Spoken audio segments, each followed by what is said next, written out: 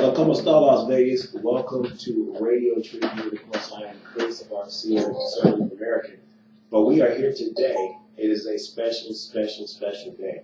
We are here with Joseph Johnson Jr., a philosopher, a philanthropist. He is an unbelievable guy. I met him a few days ago, and he is going to bless us. He has his beautiful wife here, Cynthia. She's going to also be part of the Radio Tribute family. We're blessed to have both of them.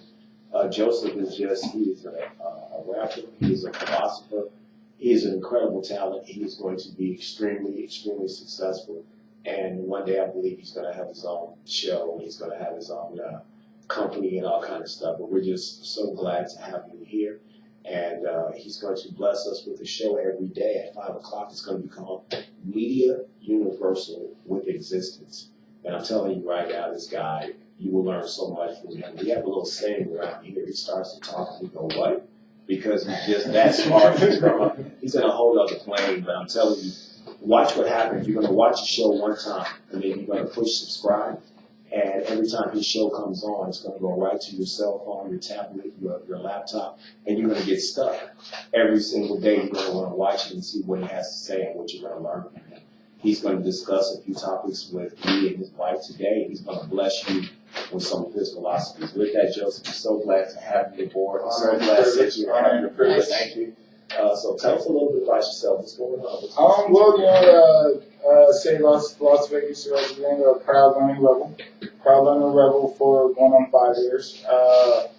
Within the experience of a lot of visitors versus natives do have their views, and then we have those that come on vacation in Las Vegas, and I've learned that the first time I came, I said, okay, well, we see where the relief of the vacation is, what it has to offer. But then as we found ourselves here as visitors, and it was like, okay, we're down on money, and we have natural resources of where you would be a resident elsewhere, food stamp benefits, just to be clear at.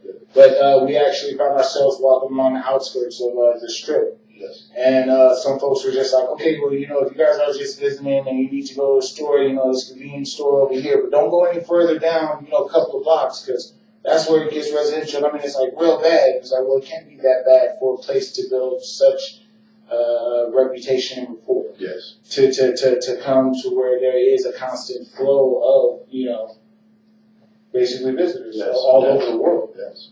Second time here, which is in the now. I am resident and working back towards giving back to what I've endured, learned, and have gained here in Las Vegas. Some trials to its tribulation, but definitely trials that could have been failed within its severity, but learning how to bounce back to an accord. Can you answer that? When she gives you the thumbs up, that means it's live on the radio. It's straight, you can hear it. Yeah, I'm not really sure what else to add to that. It's been a rocky road, but Vegas has everything to offer to everybody.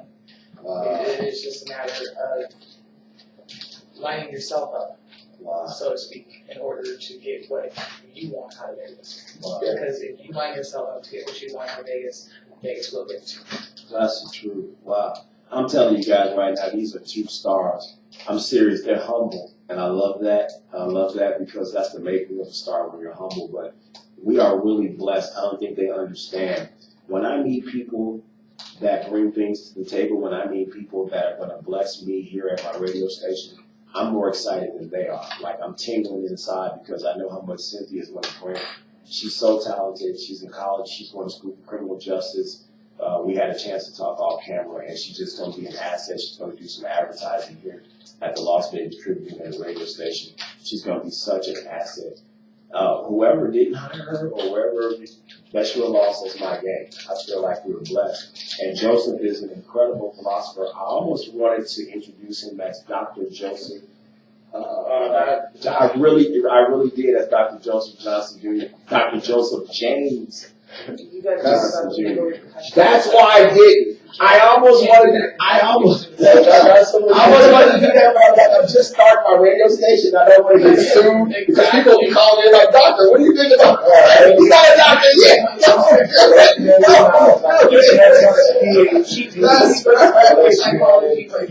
That's why I said philosopher. He's a philosopher. But still, we would love for you all to call in the future if you have any questions, because you can ask a person a question and you can ask what his philosophies are on certain issues. The calling number is 702-984-6843.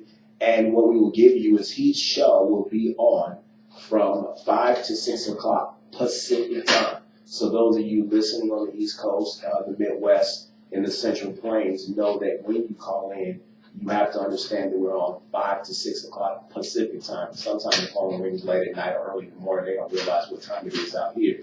So we want you to know that it's 5 to 6 Pacific time. The number is 702-984-6843. When you have questions for Cynthia or you have questions for the philosopher Joseph James Johnson Jr. right here, then you can call in. He would love to talk to you no matter where you are in the country. He would love to give you his philosophy. If I may add to that,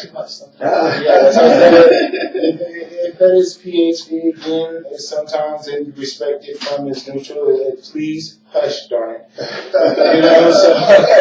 So within that, the intent is to learn, and within that relay, you will therefore by auto teach within this learning, with those around you, those who are actually attending the show, and even from each other as we go along down the road.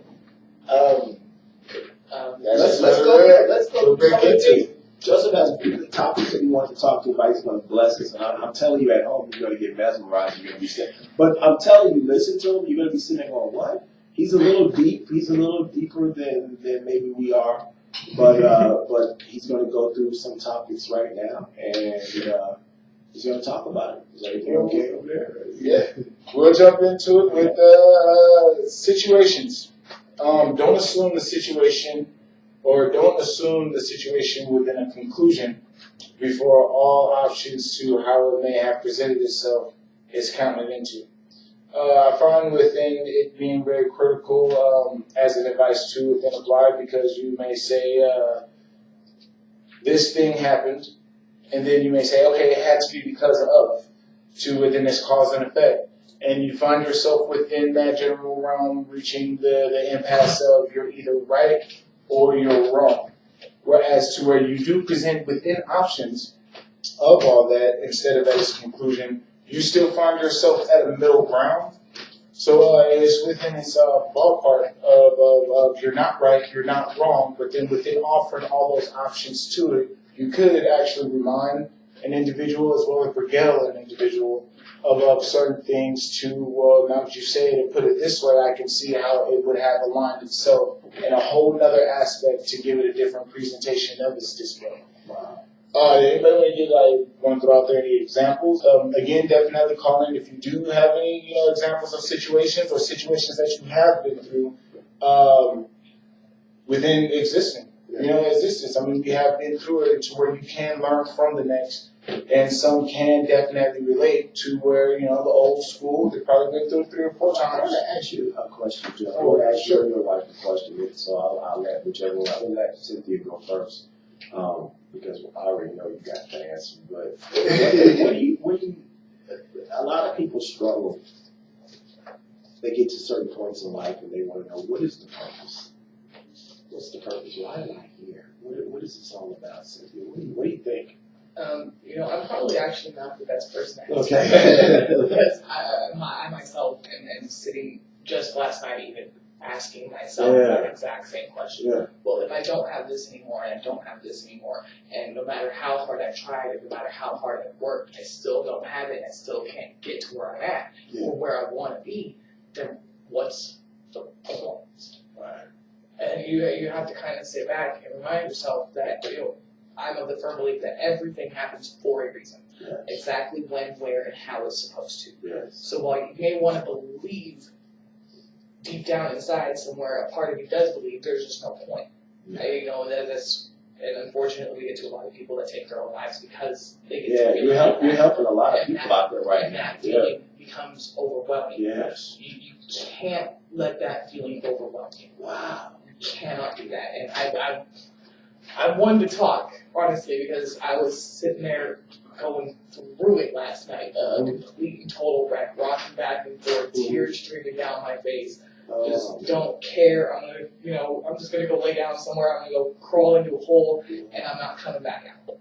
But you can't let that feeling overwhelm you. You have to remember that there's a reason for what you're going through. Yes. There's a reason for what you're going through, and it sounds totally cliche, and it is really cliche, but it is. And now I completely forgot what I was about to say. It was but that cliche about.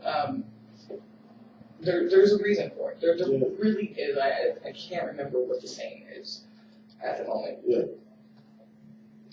There's a point. Yes. There's always a point. No matter what you've been through, no matter what you still have left to go through, what you've been through makes you who you are. And going through it, there it is. That which does not kill you will only make you stronger.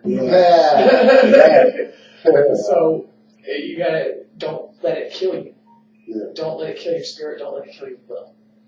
And it kind of reminds me of a little story I read on Facebook at one point about 4 candles, and one of the candles was faith, and one of the candles was love, and then there was a third candle, I can't remember what it was, and there was a 4th candle, and the 4th candle was hope. And as each candle blew out, the little boy that walked into the room with his candles noticed that candles were going out one by one, and one by one. And well, after so many days, he came back, and the 4th candle was still burning. And so he asked the 4th candle, why are you still burning? And he said, well, for my child, I have hope. And as long as you have hope, the rest can restart. That's right. Wow. Wow. How do you follow that, philosopher? Let me I'll say, to I guess, concur with which does not kill you, make you stronger. I think with us, the purpose of us being here today within this present time is to, within that gift of free will given, how will you unravel yourself to others, upon the very existence around you, to the future, before done. How will you be that very gift of that free will presented? Within the choices that you are presented with as soon as you're born. How will you, within those choices given, align yourself with so many simulations, and life itself is not pretty much a conglomerate of simulations within different ways that it actually is applicable to one's life, but that's what will make another life form and beautiful souls that I would say are the everlasting version of us so unique, because then we can pass that down to where it doesn't just go down to, I passed it to those that were here with me, I passed it to those that were here with me, that's going to pass on to those after me, to where even learn and grasp from those before me. Wow. But what happens when your free will is taken away? That would be along its confines of choice. Of choices that's presented. An example of hitting back to situations. You'll find yourself in a situation to where within this you would be at free will to not only just assess from an out of box, but if you're caught within involvement of this situation, you can either choose to go about it within its forwardness to cut this section done. Or you can get through it with an intuitive walkthrough to where it's like some people are like, okay, you're just way too adept into it. If it was me, it would have been as simple as 1, 2, 3. And some things to others aren't as simple as that. To much severe situations. This one, and maybe hard-hitting at it on such a subject, again, do feel free to call in, because it doesn't provide just one view. It does give an open view to how we can reach a neutral understanding to where it doesn't so much argue against one's opinion, but then agreed to how So you can get back to free will, you think? Yeah. Wow. For example, the one that would take life. You know, where they would be in a situation that they would have to kill or be killed. Yeah. But whereas one would see a murderer and see an officer. You know, they say, well, you know, oh, well, you killed someone, you're a bad person, you're going to get killed, and because you didn't have a right to take their life. But then again, where would it be so at its right to, because you're in a policing position, and you would have to make that call, unfortunately, to where even not being an officer, you would find yourself being in a civilian position. You know, and then with 4th of July coming up to thinking about how with American history coming, these are within a simulated situations to where one does assess at that free will to where saying, okay, I think you're going to take my life. In my free will, in an instant, if you really truly consider all the way down within that instinct, impulse, snap reaction, don't have time, you're going to think, well, I'll kill you before you kill me. To which one that would be in control would then say, all right, well, I'm going to neutralize you, take this out your hand so you don't kill me.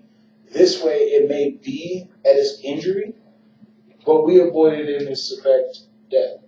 When you're talking, like you mentioned, like a murderer and an officer. Wow. But when you're talking about like an officer and an assailant, unfortunately, and especially much more so here in recent past, officers are taking that free will decision too far, and they're killing people that don't have weapons and do not deserve to die. So where is that person's free will? That person didn't have a weapon. That person didn't do anything to condone being killed by somebody who was supposed to enforce that very law. That's around them is. So what happened to that person's free will? Where does that person get their free will? How did they get it back now that they're gone? You can't turn back the hands of time. So what happens when your free will is taken away? Wow. Well, it's within that point of surrounding views. Yes, within this, keeping the way you presented it, if you turn it like, you know, if you turn it like you look at the globe, you turn it and then you're looking at the same country per se, but now you're turning it and you're looking at the country from an angle. That's like saying with a stray bullet that goes by. You know, what happens to that person's free will if they had nothing to do with it, but they're caught in a crossfire? Exactly. To within nowadays to where it's better approached and assessed to where an officer, to where, I mean, even we do as freedom to media, to record, they would literally rewind it and go over it to where instead of immediately pulling that gun or that baton, where it was back in the day, you know, to saying, all right, this is what I have to work with as my tools, handcuffs and stuff. Now they have tasers to subdue instead of immediately pulling the trigger at a bang, you're pulling the trigger at a shot. This is You remember when we lived in San Francisco? Look at the BART police incident. okay. How many times That was did BART famous, police kill somebody in the station that was not armed when they had so many other weapons at their disposal? Yes, so many other weapons at their disposal, but given the experience of that and its history of it, not to defend if it's right or wrong, to where, yeah, you'd have it, they'd say, you know, okay, well, we assessed with this to where instead of immediately even having guns on us at all, we have our batons to, you know, hey, if we have to actually insert force to where we got to fight and defend ourselves, we will. To where at that, then you'd have an incident to say, okay, I'm going to one-up that to which you do have to protect with. I remember working as a security guard in San Francisco as well, and not to just take off the subject and its bounce to where they said, hey, we're going to start actually getting applications to where you can start actually holding firearms. And it worried me very much because, you know, it's like, all right, well, I have my radio, and in a situation to where, unfortunately, if I have to use it. What are you going to do if somebody pulls a gun out? Are you knocking them in the head with the radio? You going to throw the radio at them and run? I'm not saying that officers don't need to carry weapons. I'm not saying that at all. What I'm saying is that I think the training that our officers today are getting is not where it should be. It's nowhere near where it should be. That discretion, that judgment call, it's getting made way too easy. It used to be that officers didn't pull that trigger unless they were under immediate threat. But you don't have a weapon in your hand, so where's the immediate threat? You're specially trained in hand-to-hand combat.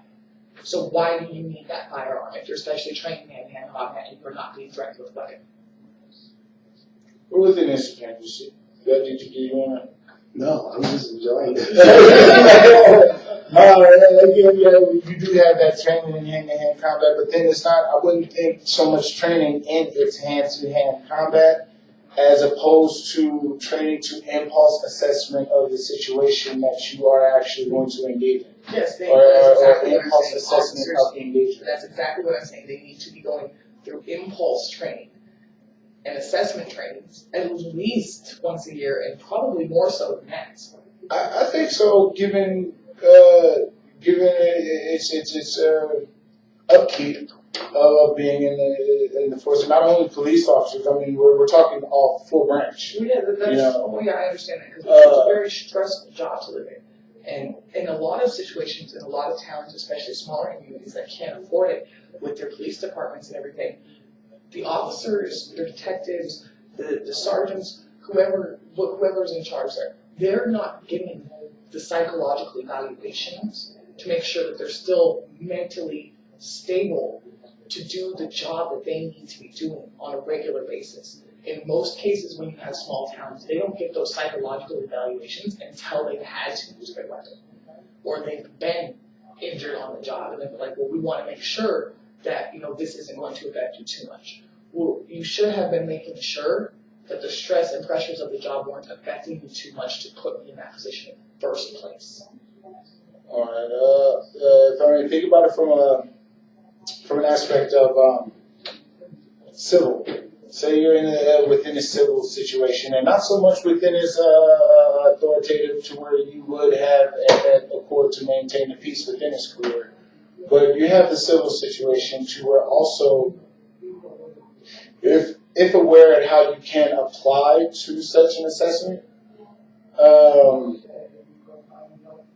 parents living in a neighborhood where there may or may not be average crime rate of violence, to where within it's possible, it's around there, it's there. It can happen at any moment, at any time, to where within that vigilance of constant daily train, neighborhood watch, hey, not many people within specifics will just go and reach in their pocket as soon as they walk up to you. Or someone that's sitting down, that would be sitting down at a park bench, would, where they were taking the time to kind of look around and kind of enjoy the scenery and just happen to see, hey, I wonder what that person is doing sitting on that landing or on that balcony that happened to be across from where I'm sitting. And you'd probably think, oh man, it's a sniper. Oh no, he's having a cigarette. But I got my eye on you, but not within the Giovanni case. And there we go with the catchphrase. What? The same. What I'm trying to do is compare within this awareness to where some people point out where things can actually be applicable, but not say same situations align, but can within this build from both sides to a neutral understanding that how you would engage into a situation pertaining to, this is what we would call cops for. This is what we would call the police for. But then again, how would you then assess in engaging into that situation of, okay, well, we happen to know the neighborhood, and then this timing of when the cops will be here, and they're on their way, but then we need something immediate now to where some civilians, like, we would have to engage or stand idly by as it progresses to an unfortunate. Well, that's where you get into, look at the 9/11 attacks, for example. There weren't U.S. Marshals on those airplanes.